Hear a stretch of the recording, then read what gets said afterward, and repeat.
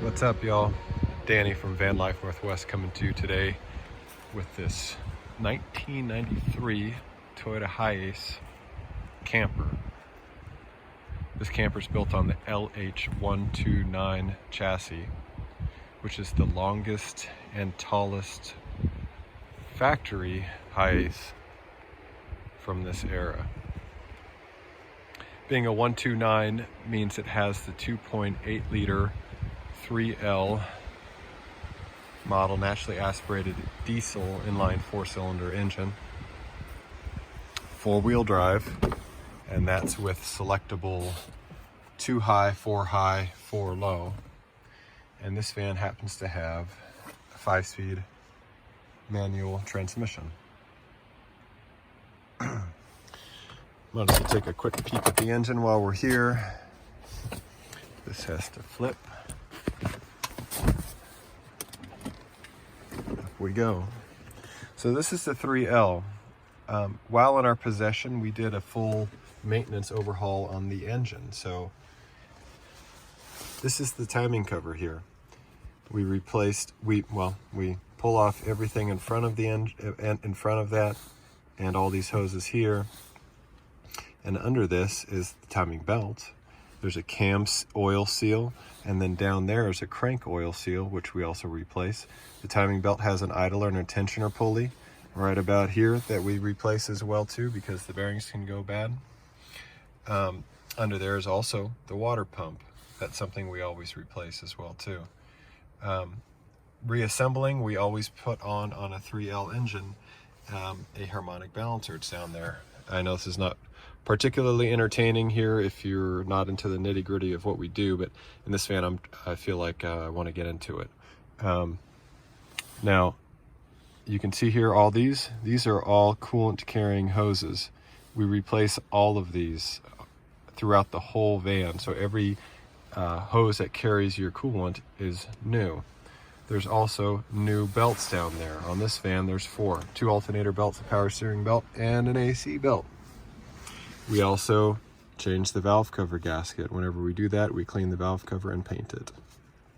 Also, new vacuum lines. Very important on this van because it uses a vacuum system to shift into 4-wheel drive. Oh, also, new radiator. The radiator is situated right in front of that fan, as you might guess.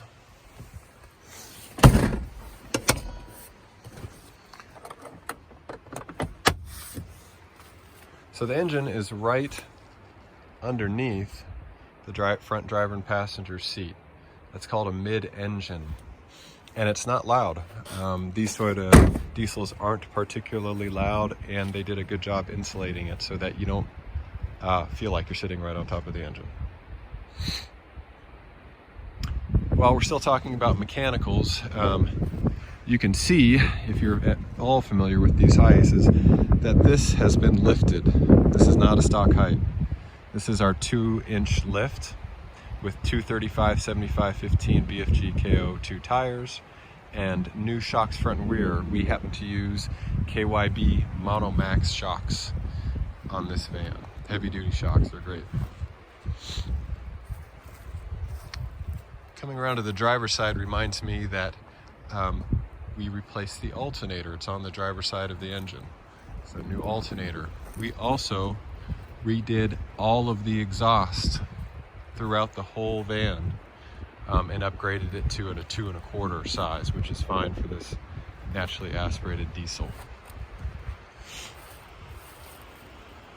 We also replaced all the fuel lines, fuel filter, air filter, obviously motor oil and oil filter, all the gear oils,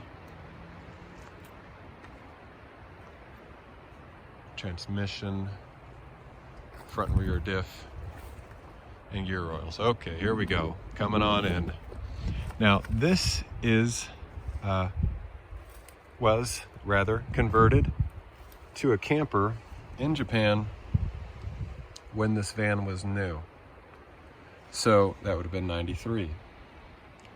And the camper conversion for this length of van and roof height I feel like is awesome to have this seating position here, here, and this seat here. And this seat here can flip-flop and face toward the front of the van as well too. Additionally, this seat will lay down flat, as will these seats here, and this creates a bed right here.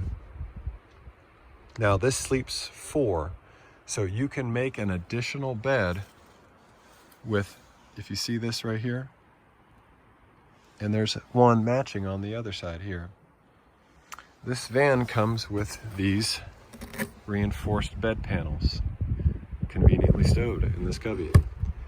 Now you can use those to span the section of the van and have a lower bunk and an upper bunk, sleeping 4 total.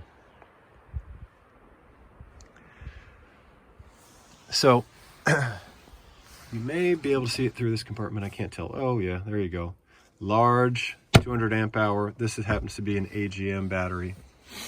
We redid the electrical system in this, so it has a new 200 amp hour AGM battery. It has a Bluetooth battery monitoring system. It's got a DC to DC charging system. It's got a new fuse panel and a shore power charger. So this thing's totally dialed in with regards to electrical.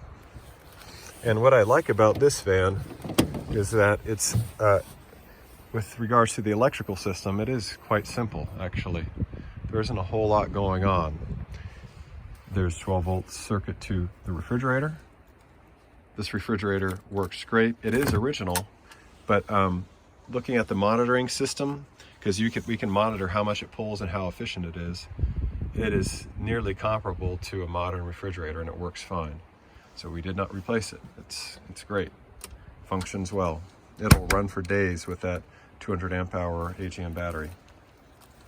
Now over here, this is a sink. And this sink system is very similar to what we have in our space cabin camper. Has a single faucet, it's cold water only, and the faucet has a built-in switch. And what happens when you turn on that faucet dial, it engages that switch, which turns on the water pump for the system. Down here we've replaced the freshwater tank and the pump and all the lines to it. And it has beside it a gray water tank to collect the gray water. This folds down, be stored like this.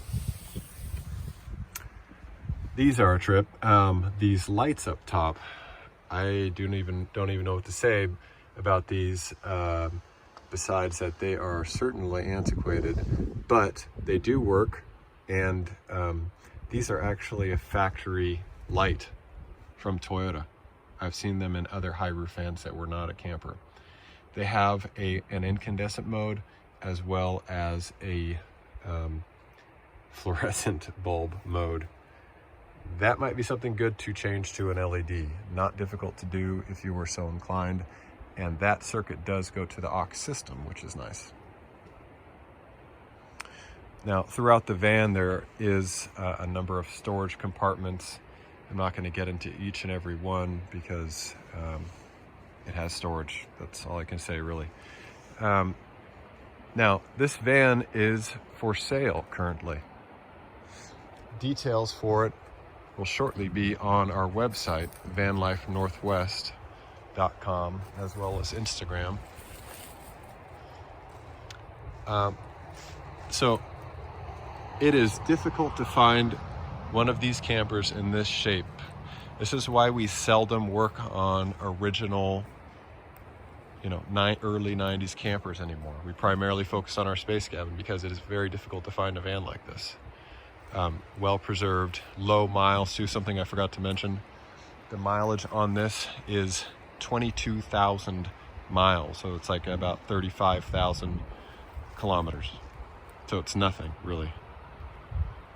Works great, 4-wheel drive's great. I had to use it to kind of get where I'm at now. But if you're interested in this rig or something like it, or something slightly different but still a Hiace, because that is our focus, reach out and say hi. Find us on Instagram, Van Life Northwest, and our website, vanlifenorthwest.com. All right, y'all.